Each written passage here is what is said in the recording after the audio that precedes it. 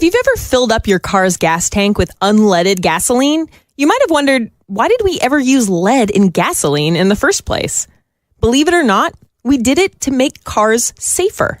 Here's a little bit of chemistry and a little bit of history all in one.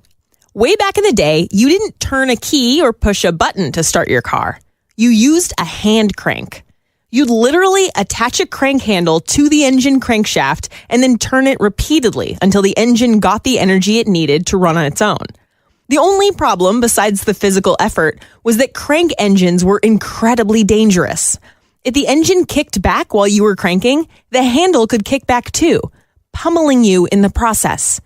And on one fateful day in April 1908, a car engine kicked back on auto manufacturer Byron Carter so hard, complications from his injury led to his death just days later.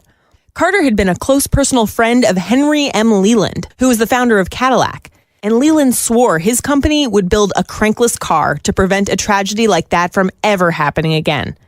Leland made the 1912 Cadillac the first car to use an electric starter, but its engine was deafening and inefficient. Fuel chemistry quirks made pockets of air and fuel ignite when they weren't supposed to. Scientists worked for years on fixing the problem, but they didn't come up with a solution until 1921, nearly a decade later. They discovered that when you mixed it with kerosene fuel, the magic ingredient to make an engine purr was, you guessed it, tetraethyl lead. Soon, companies began manufacturing the new ethyl gasoline, and nearly as soon, workers in factories began hallucinating at best or dying at worst.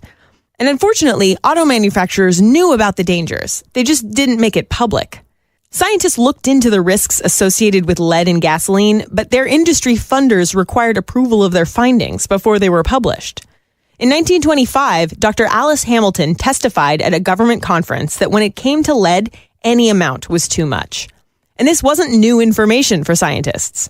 Still, it wasn't until the 1970s that lead was finally banned from gasoline in the U.S., and it's made a big difference.